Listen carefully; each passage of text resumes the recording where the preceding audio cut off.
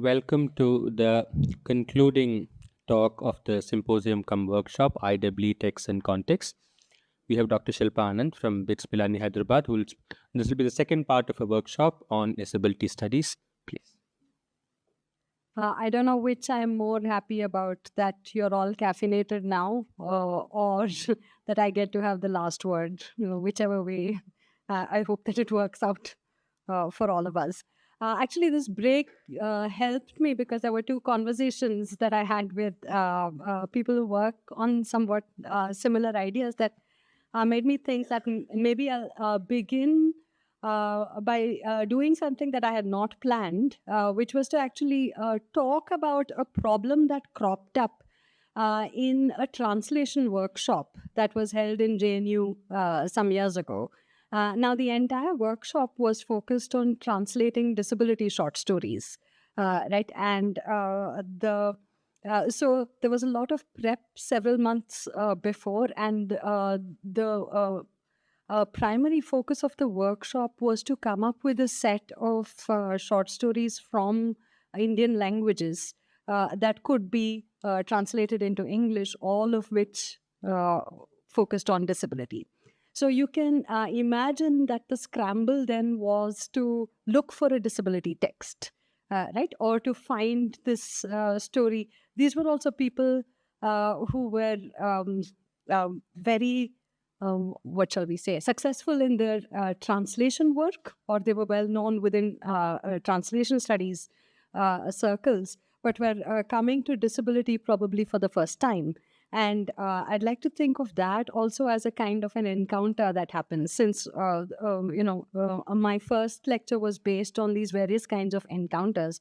And if at all you had some time to go through the text that I had prescribed for the second lecture, they're all kind of encounters, right? They're encounters between individuals and structures. They're encounters between so-called disabled, so-called non-disabled folk, and so on.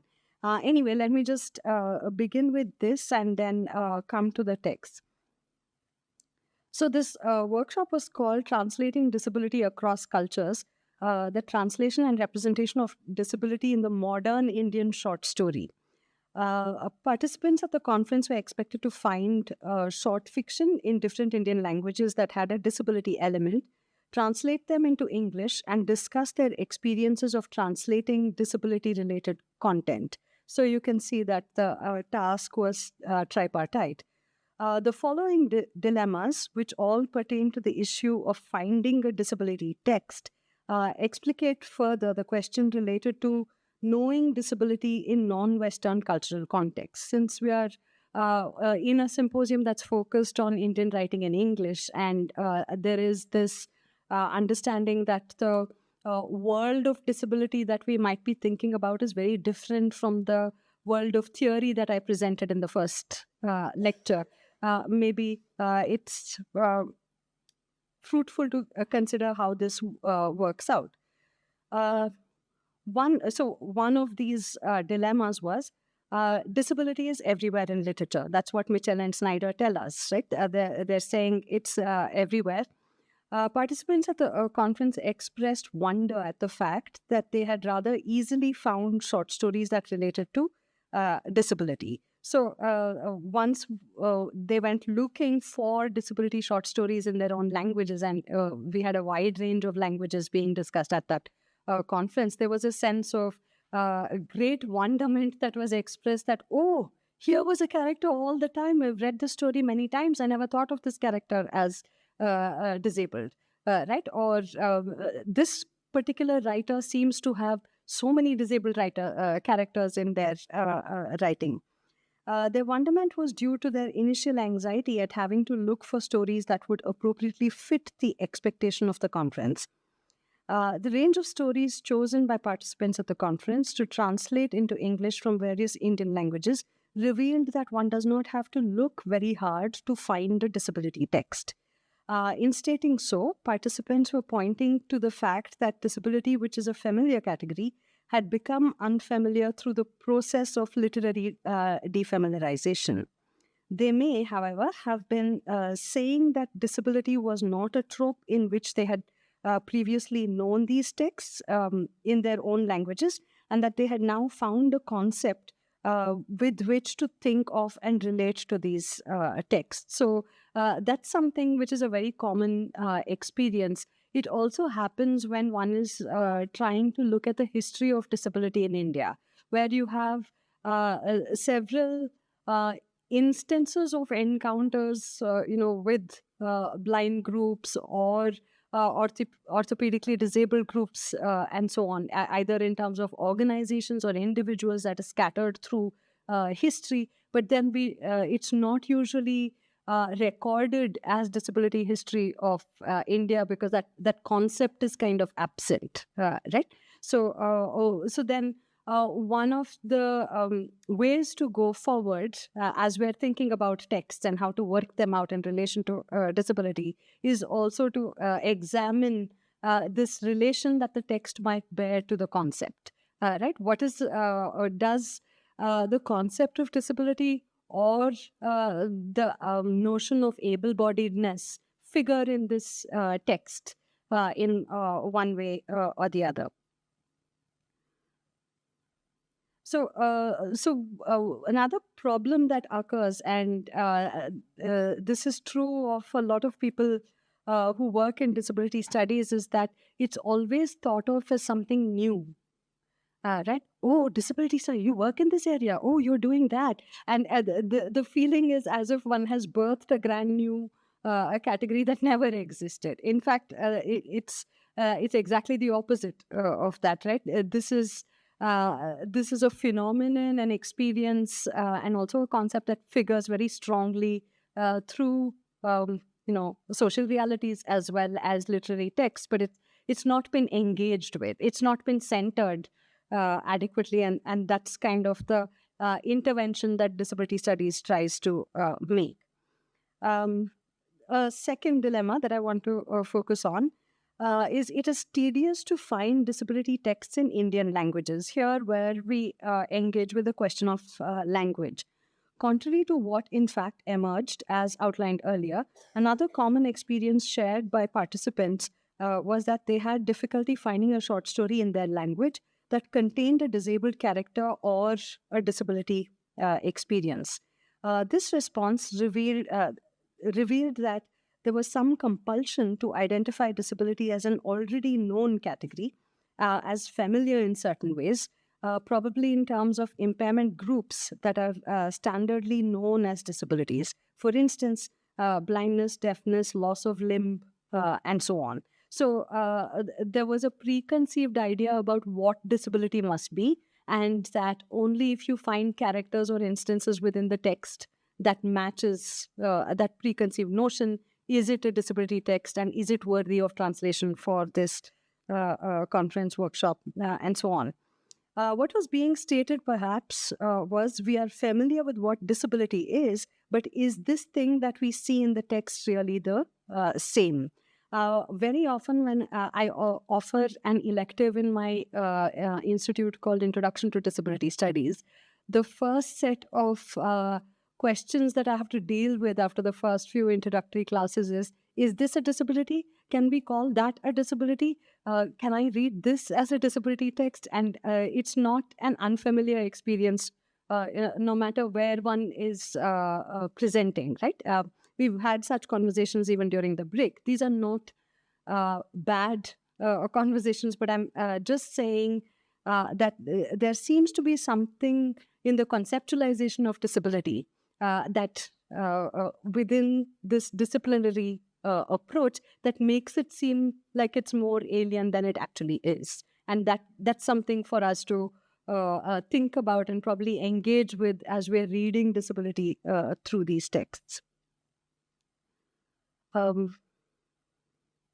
This dilemma perhaps relates to the issue of how ways of knowing and going about bodily difference are specific to each context. It is probably... Sorry.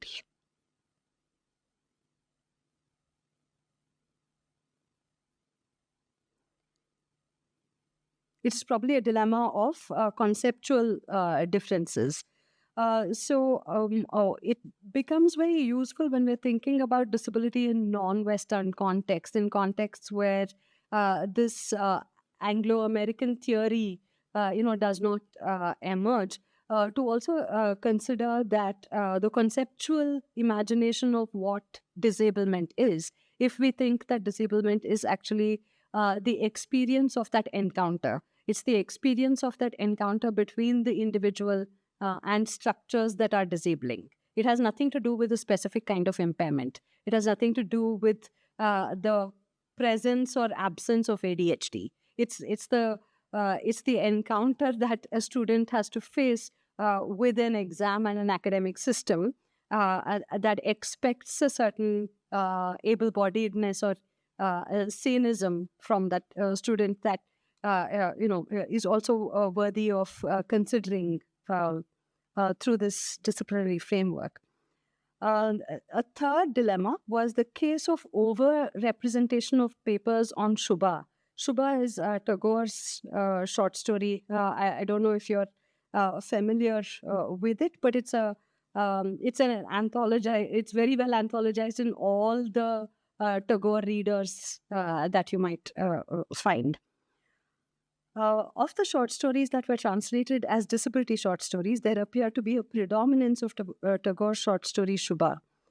This fact coincides with the previous point that most scholars present at the conference had identified a text as a disability text that contained all the known markers of disability, or if you have a certain kind of governmental notion of what disability is. Let's say you're already familiar with the Rights of Persons with Disabilities Act. It lists 21 impairment groups. So you think that, the disabilities you need to find in literary texts must match the listing there or one among the list. In their papers on this short story, however, participants reflected on the problem of self-evidentiality of disability, expressing in diverse ways that what we know as disability, the normatively defined category, turned out differently in the process of translating the short story. So the interesting revelation was that though they all started out translating that story because it had a self-evident disability, the revelations that came through in their analysis of the translation had nothing to do with disability, right? Or did not fall into that framework that we get from the theory. And fourth, the fourth dilemma was the interesting case of identifying conditions that would not normatively be identified as disability.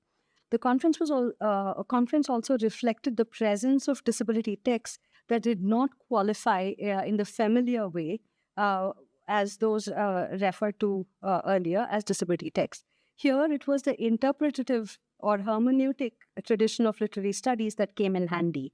But the dilemma was somewhat resolved by expanding the range of reference of what disability is. There were some very interesting questions throughout the day outside of this room today where we were thinking about what are the ways in which one can use the idea of able-bodiedness to look at popular cultural representations, right? One of the instances that was brought up was the Horlicks ad that asks you to be for taller, stronger, something. So is there a certain kind of super ability that is then being marketed here, which then puts those who are not yet that tall to fit the taller category at some kind of a disadvantage.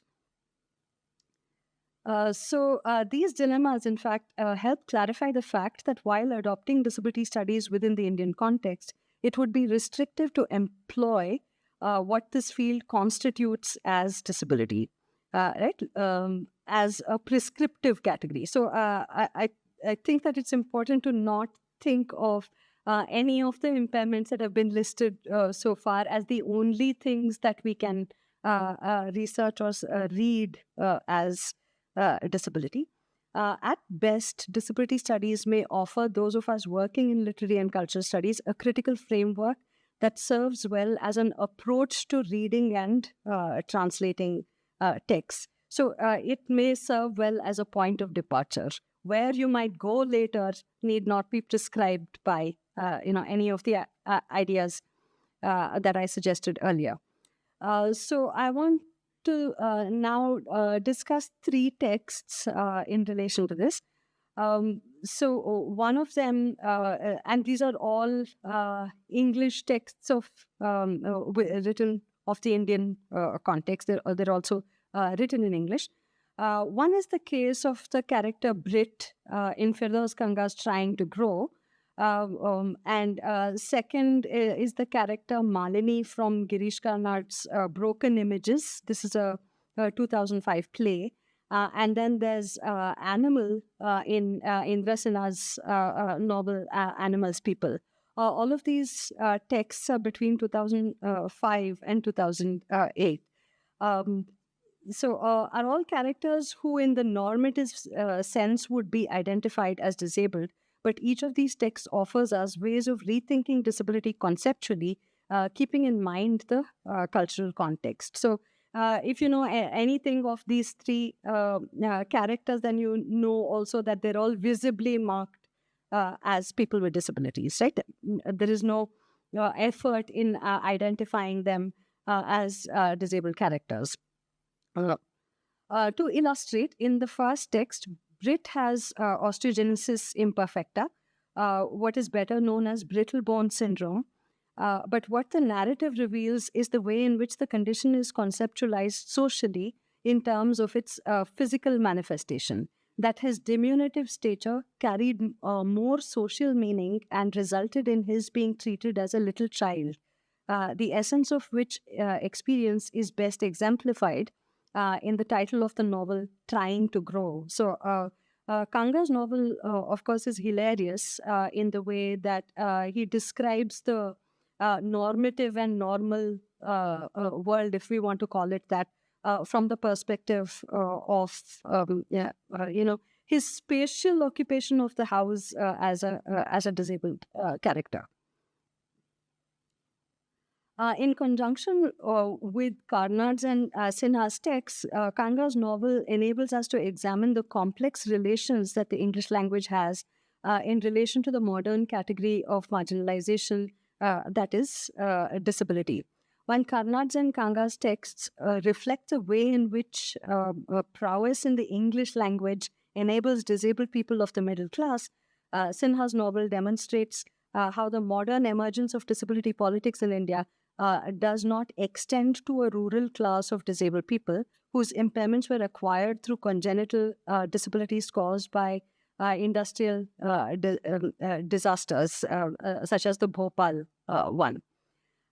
Disability studies, it may be argued, serves us better as an approach or methodology rather than as a prescriptive framework. So here I'll just continue where I left off. So it's possible then to think of what is disability doing, or what kind of impairment is operationalized within different genres, but also consider that there may be a certain kind of an ethical imperative or a political imperative that might be working while there is an aesthetic representation in these, right? So in the case of horror and gothic, I've already mentioned that fear operates in certain ways through certain representations. One might find that there is an over-dominance of the probably the mad character or the mental asylum, let's say, because a lot of gothic horror-like narratives are set within that institutional framework. Something to do with how the gothic castles of the old literary tradition also sync with the asylums of the more modern times. I mean, is that why this falls into sink in this manner. But there is also an over-presence of facial disfigurement, right, or certain kinds of facial differences that one finds in the context of the genre of horror. Right. Of course, there to go back to that earlier question that someone raised about Treasure Island, I think, and to think about is this a good representation or how do we judge this representation? I suppose that one can use ideas from social justice or disability justice to think about whether that is fulfilled in this trope of representation. Does the expression of fear further distance that kind of a disabled individual or impairment from a social context? Is that the ethical dilemma that we can consider while talking about horror and gothic? So also detective fiction, it was quite interesting to hear the previous speaker also focus on detective fiction, but you'll see that a genre, as she rightly pointed out, driven by ideas of justice, will also give you a range of characters with various kinds of quirks. Somehow that has become a dominant trend, at least in the Netflix shows of recent times, where you'll find that, and very interestingly, a lot of women detectives, have some kind of a difference, right? Some kind of an either an embodied difference or a certain kind of a cognitive difference, a neurodiversity that in fact facilitates their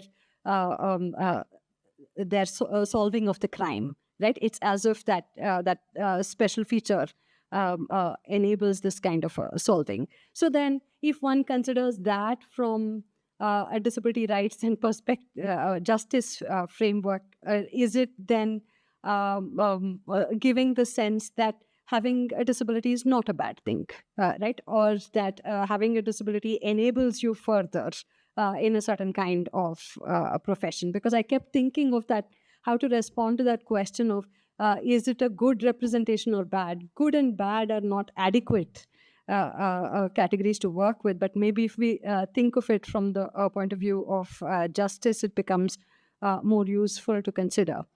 So also romantic poetry, but along with romantic poetry, I want to also mention Victorian fiction, right? And a lot of early Indian novels that borrow on romanticism as well as the British Victorian tradition to give you certain kinds of melodramatic presentations, right? Now, if you think of melodrama and sentimentality, both these aesthetic categories within literature and cinema rely once again very heavily on disability. Or disability appears in these texts to fulfill that kind of an aesthetic trope. Consider the sentimental novel as well within the American context. You'll find that talking about disability in a certain kind of a melodramatic vein has almost made one, what shall we say, a metonymy of the others, right? Where the presence of melodrama is also indexing disability, but disability is also indexing a certain kind of melodrama. Now I'll go on to a couple of the texts that I had shared with you. One of them I picked was Ruskin Bond's short story, which is very well known, right? It's something that's a school textbook story. Any of you here who's encountered it that way? Okay. So it seems to continue to be there in the high school textbooks, and it always makes me wonder what is the discussion around disability within the high school classroom in relation to this text, right? How is blindness centered in the discussions?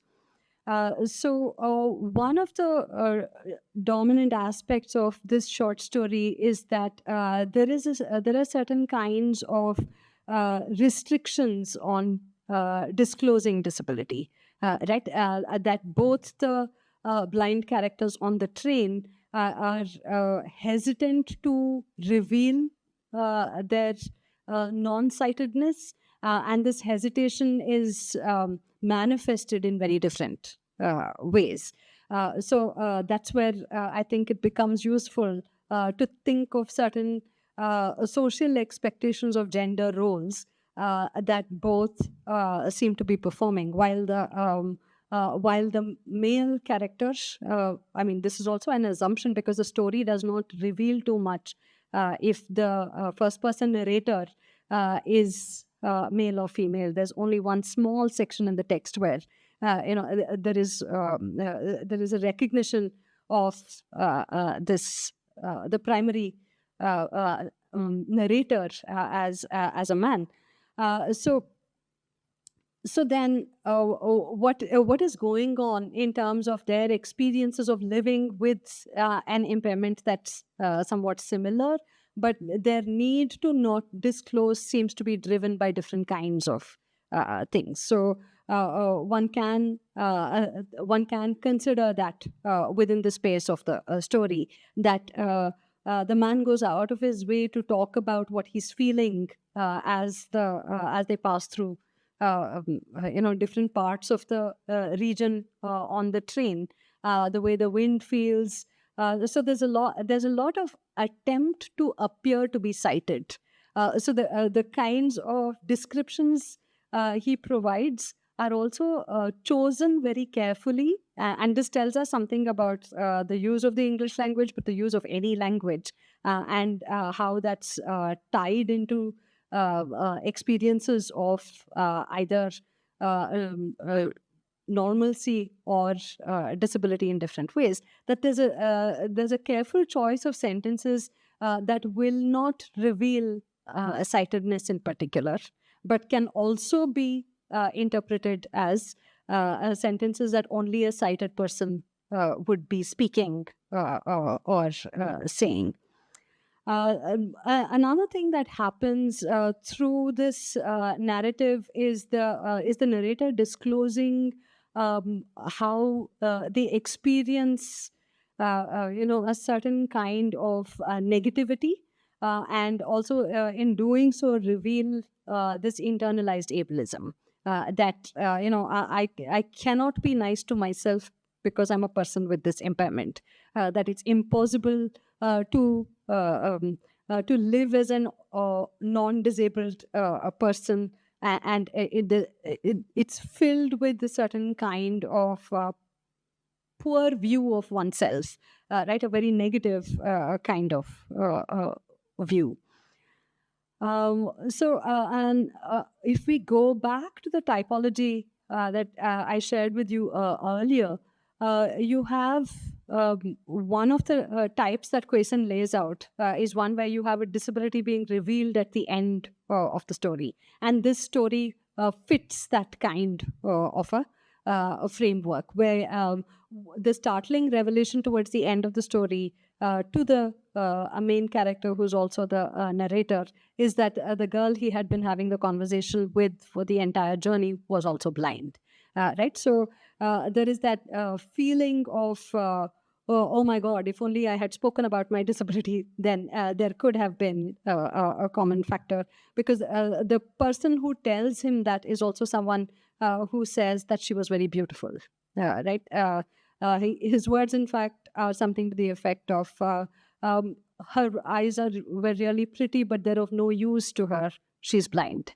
Right? This is the person entering the coupe who says that to the narrator.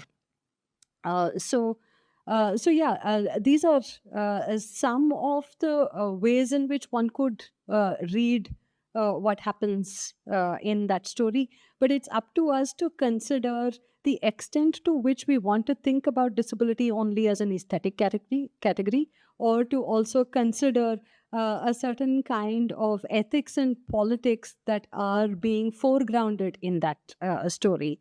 If I take the first point, restrictions on disclosing disability to be the primary meaning of that story, then clearly one is also thinking about social ableist structures that don't allow one to disclose disability, that will not allow one to live as a disabled individual, because that difference is something that must always be hidden, that cannot be an acceptable aspect of one's individuality. I'll go on to how much time do I? Yeah, I think I'll just discuss this one more story, and then we can wrap up with questions. Um, there's an error in the poster that you have, but I think it's a productive error, right? Because Rashid Jahan's short story, which is listed as "Woe," even in the English translations, meaning that one, right? The Urdu, Hindi "Woe." Becomes WHO when you type it in any word processor, right? So you have to keep correcting the typo to get the title of the story, right? So if you go back to the poster and look at it, it says Rashid Jahan short story, Who. It's useful to work with, because a lot of the story is also raising the question of who is this woman, right? Or who is that a woman? Because the encounter that happens between this young woman who's a teacher and this weird woman. I'm saying weird within because that's how she's presented within the context of the fictional world of the story, is also an encounter that keeps bringing up the question of who is she, right? Everybody is, in fact, the main character, Safia, who's the one who has this encounter with this strange-looking woman, is constantly asking, who is she? Where does she live? Right? And the story ends with this woman with facial disfigurement saying, now you know who I am. So who is this woman is very central to that. But it's important to consider that this is a story that is anthologized in Suzy Tharu and K. Lalita's Women Writing in India, the second volume. And it's in fact the opening story there. So traditionally, this is a story that you find within the women's writing canon in the Indian context. And of course, why does that second volume open with this story? Because Rashid Jahan is all of these things. She's from the Progressive Writers Association. She's also, that category of the lady doctor. I don't know if you're familiar with this, and I hope you're not, but a lot of people, especially the generation of my parents, use that category of the lady doctor as if doctors are all male, and if you have a woman who's a doctor, then she has to be identified in terms of gender as well. But so the writer fits this this anomaly of the lady doctor, and is also part of that Aligarh movement, right, which is full of intellectuals who are trying to follow the intellectual tradition of the left, of the political left at that time in the 30s. But the story is also read within gender studies and women's studies curricula in India as a story that presents woman as a non-homogeneous category. Because what you have in the story are three prominent women characters, all of them from very different classes. And somehow, and I'm using the word class advisedly because this is also a leftist writer who's thinking about these three women as representing different classes. So then you have class, caste, and religion playing out in this story, in the interactions among these three characters. And I'm saying caste even though it's not explicitly mentioned there, because there is a strong enactment of untouchability. And the untouchability is, in fact, also shown towards the character who has the facial disfigurement.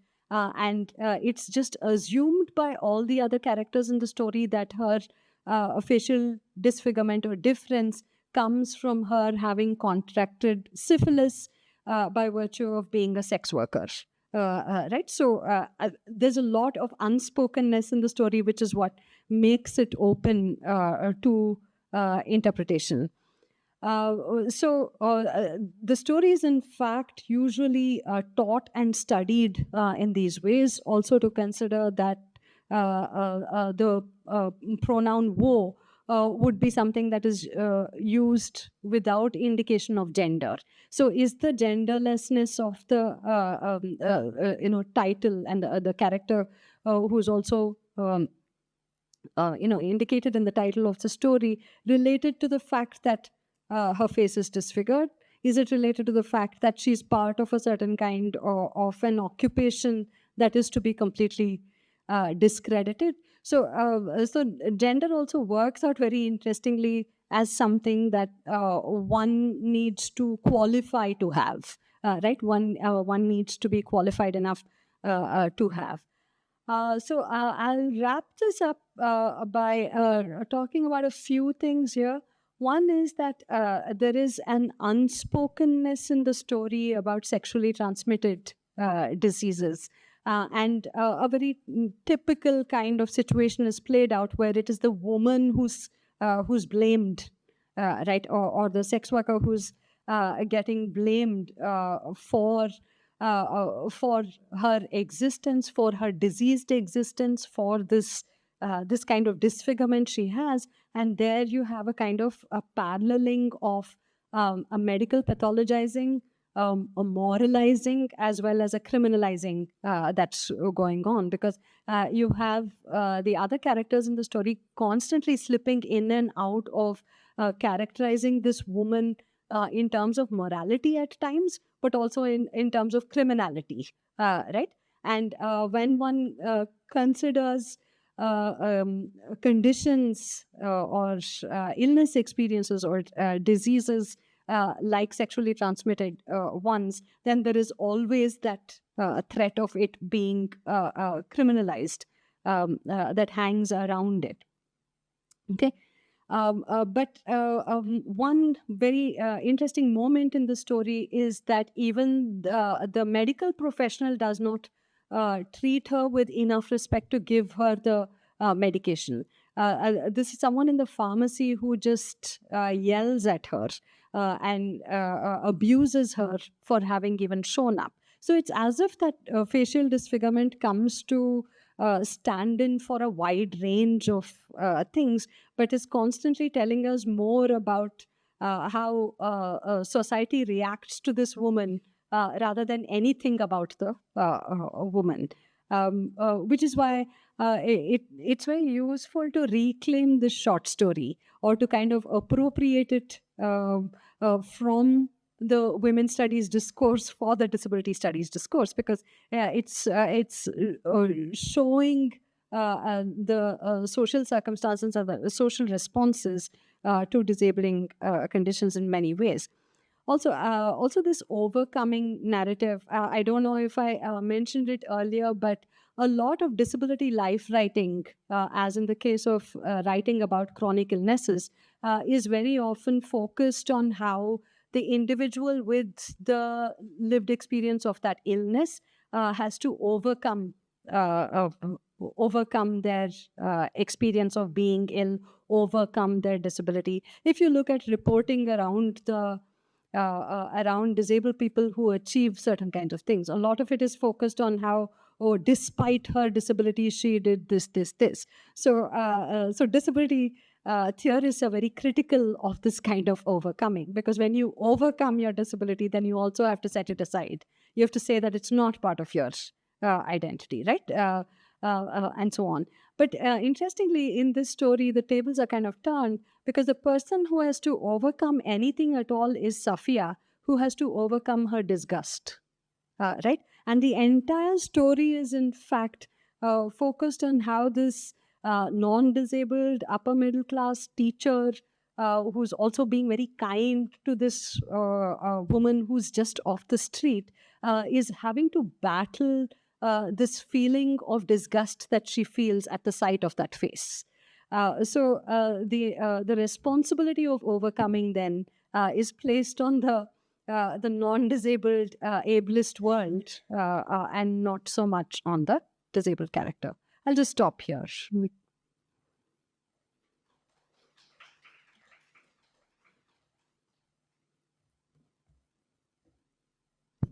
Thank you so much, Dr. Anand. We'll take questions and comments and responses.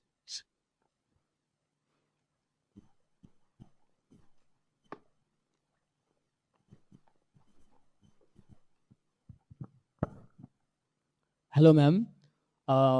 While delivering a lecture, you have mentioned a short story, The Ice Habit by Ruskin Bond. So really, this is an interesting story. While when I was in class 11, then it was prescribed in our syllabus.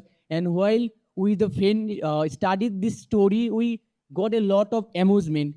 And we friend used to sit together and used to discuss that the story is very good, the story is amusing, but the last moment it's actually something that actually hits us, that actually doesn't give the placement. It's actually kind of pathetic situation. So my question is that throughout the story, we find narrator who is actually blind, but he's trying not to reveal his blindness to the girl, even though the girl is also blind. My question is that, do you think that there is a situational irony? Situational irony is something when we expect something, but exactly opposite happen. Here the narrator is actually actually is assuming that the girl is not blind, but the exact opposite happens. So do you think that there is a situational irony between what is happening between the narrator and the girl?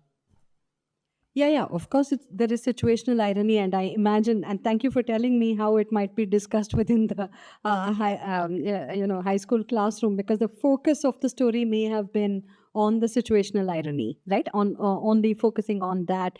But my interest is in thinking about how this revelation of disability also enables that situational irony, right? It's facilitating that. It's once again acting as a prosthetic to that aesthetic of literature. That's all. Thank you. But one question more. This question is actually from your previous discussion. In previous discussion, you have talked about Ice Candyman by Bapsi Siddha. If we read this story, then we will see that there is a character who is named as Lenny, who is a police-stricken girl. Do you think that what was the motive of the writer to portray Lenny as a police-stricken girl? Why the writer does not portray Lenny as a girl who is complete, who doesn't have any physical illness? I mean, I'm just going to hazard a guess here based on the literature that already exists around this novel, that there was the lived experience of polio that Bapsi Sidhwa was already familiar with, which does not have dominant representation in literature, right? It's not, you don't have a central character very often who's also not dejected, who's also not, what shall we say, burdened by their disability. So that would be one very obvious reason, I think. Thank you, ma'am. Thank you. Any question?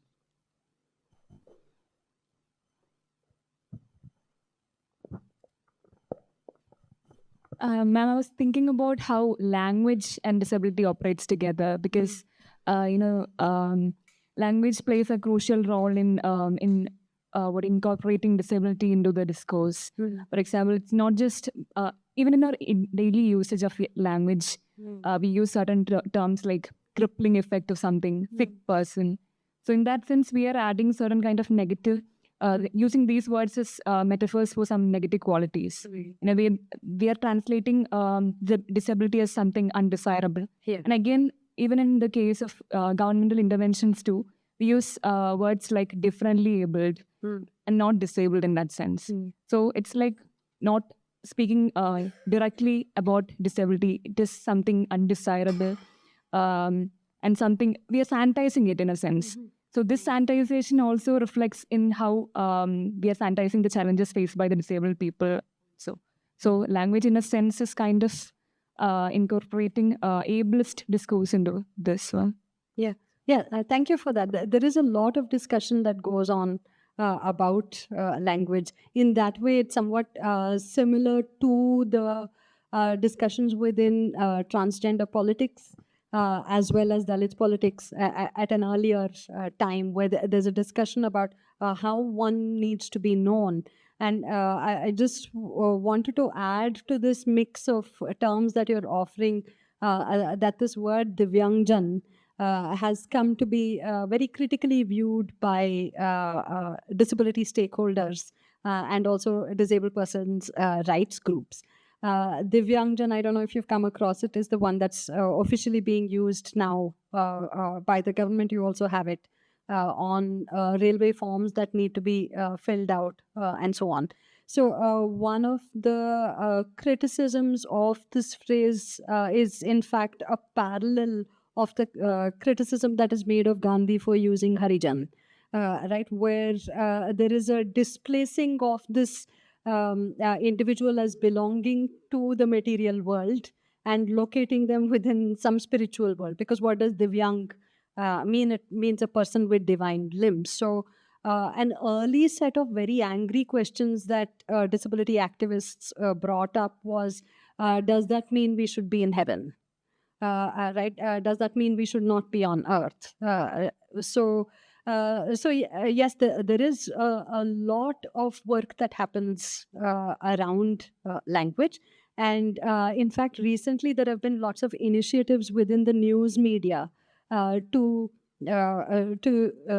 tone down their use of metaphors, because this crippling effect is a very common thing.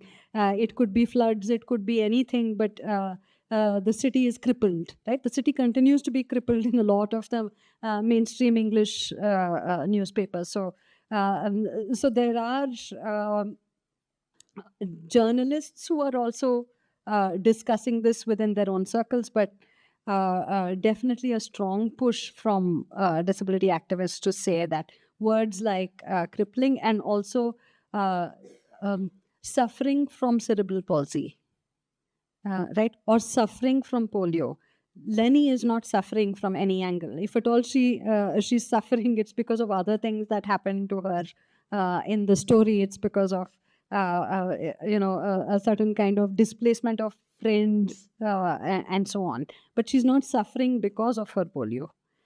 So suffering is another narrative use that that's very common and has come up for criticism.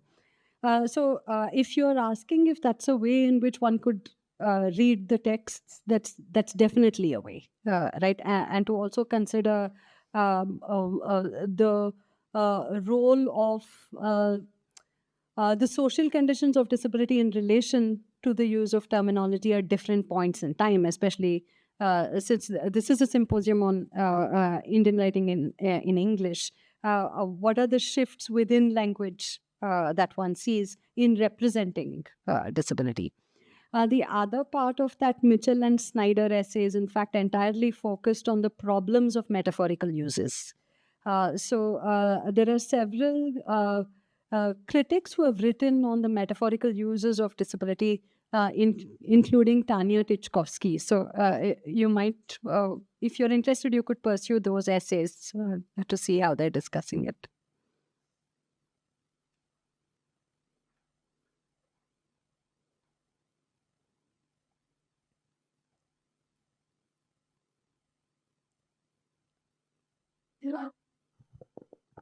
Yeah, that was a lovely presentation. So I was thinking about what this is a very valuable framework to read, and how does this framework perhaps explore in literary texts Mm. figures and discourses of the genius, the figure of the genius, or I don't want to. I don't know if I should use the term, but like gifted people. And where does that fall? Is there an overlap with what is understood to be a disability, or does it work against that? Yeah, thanks for that. This actually figures within what is more recently called the neurodiversity discourse, right? Because neurodiversity is a concept that's indexing different kinds of cognitive abilities, and so on. It's not only talking about something that is lesser or using a prefix like dis, which has come up for criticism, disability. It's not using it in that manner, but there is a claiming of the diversity of abilities such as this. But again, I would advise you to read two essays that Ian Hacking has on the autism novel, autism fiction, and one on autism autobiographies, because there he explores this whole idea of this proliferation of a certain kind of a discourse around diagnoses, around cultural representations, and so on. Yeah, because it's also not without its problems, right? Because there is Absolutely. a certain kind of stereotyping. Yeah. And then there are also a lot of caste considerations that go into this construction of like this figure The of the genius. genius also. Yeah. So, Because I think one can commit it through the critique of merit, and the criticism that has gone on there with thinking about is merit at all talking about intellectual worth, or is it actually talking about other social and cultural capital?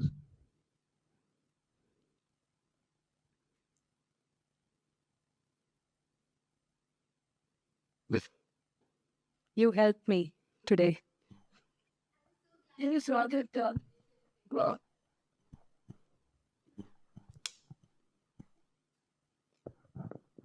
so this is a question. Uh, it's a disciplinary question. So you brought up so much about illness and doctors as well throughout in your talk, and I find that initially, while there was this whole rift between the field of medical humanities and disciplinary inquiry and disability studies, mostly because the medical humanities did not subscribe to the social model, considered normativeness as its basis of study, etc. Right now there are so many overlaps, right? So I'm just trying to look at how the medical humanities does adopt a lot of the frameworks that disability scholars, like for example Rosemary Garland Thompson and her study of the gaze and staring, they've said. So I'm just wondering if the reverse also happens. For example, you mentioned maiming constantly, and you mentioned the disfigured face over here, and I'm not sure they figure conventionally as disabilities per se. Yeah. But so do you also study the scar or the wound, as potential sites of disability that the discourse of disability could, address instead of something like health and illness? Yeah, there's in fact a lot of work happening on wounds, right? But those who are working on that draw on Arthur Frank a lot, and this whole idea of the wounded storyteller. Once again, even Thomas Kauser, whose work is on disability autobiographies and life writing, draws on that idea that it is the presence of a wound that prompts a narrative, right? So that is one. But I was recalling somebody's MPhil thesis, which was in fact no, it's a PhD thesis on wounds and scars that are acquired because of living in regions of conflict, right? And how those wounds and scars then, in fact, bring together a lot of the fields that were discussed through this symposium. One is, of course, memory, because that scar then becomes the way of returning to that moment of acquiring that scar, or how the wound that preceded the scar was acquired, and so on. So that's one. But there's also work on skin and leprosy related work, where I think that some ideas that happen there in terms of social responses to how one looks different becomes very interesting. Thank you.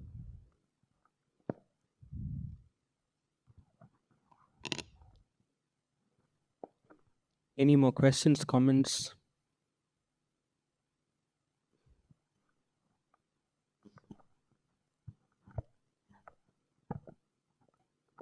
Hello.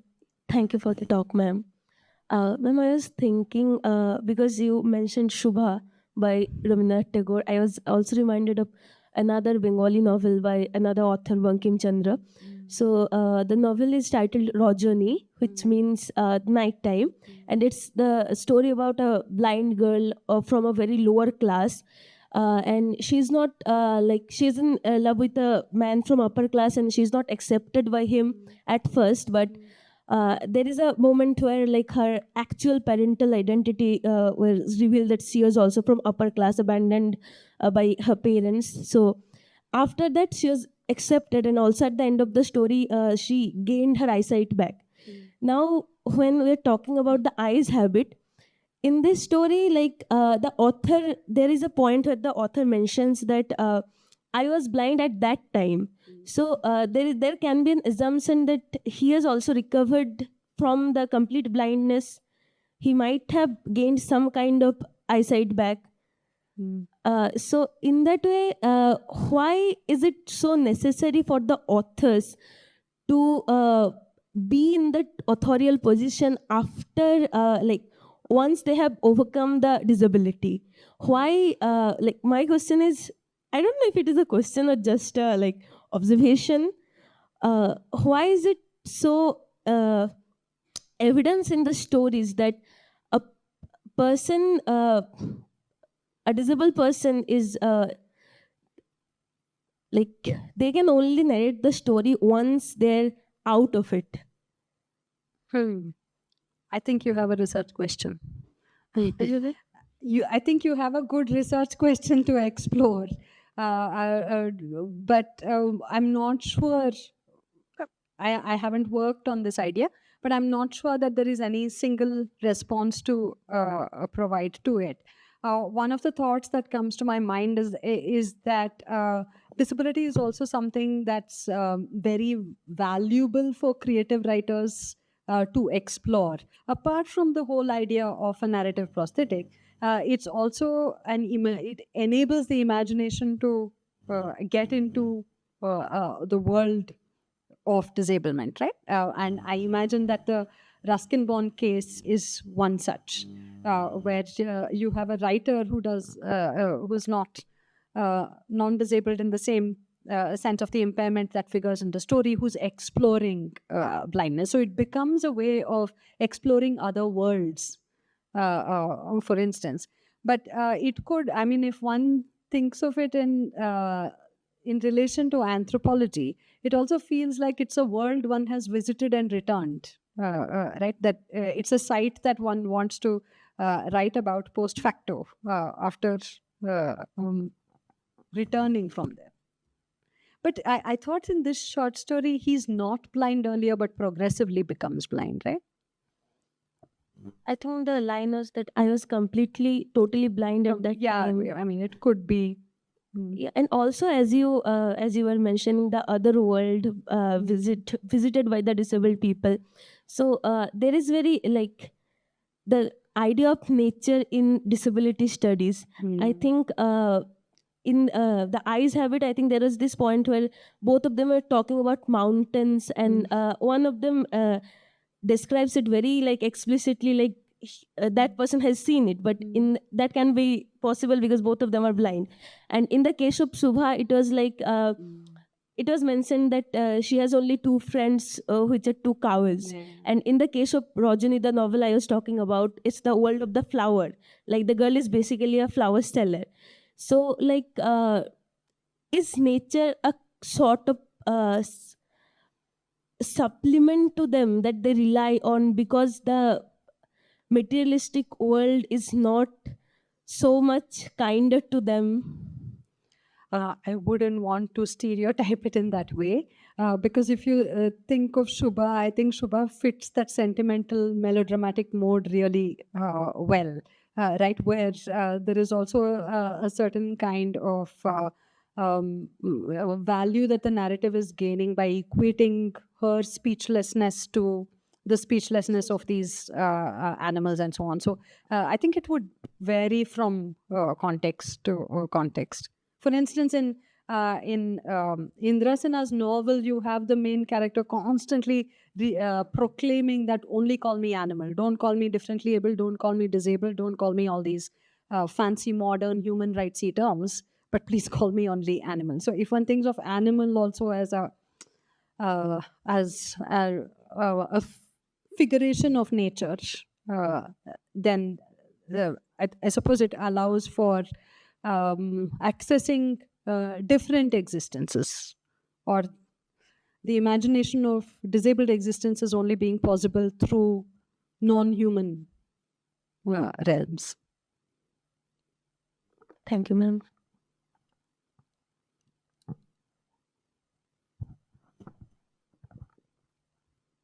With this, I think we conclude this session. Thank you so much, Dr. Anand. Thank you. Thanks a lot.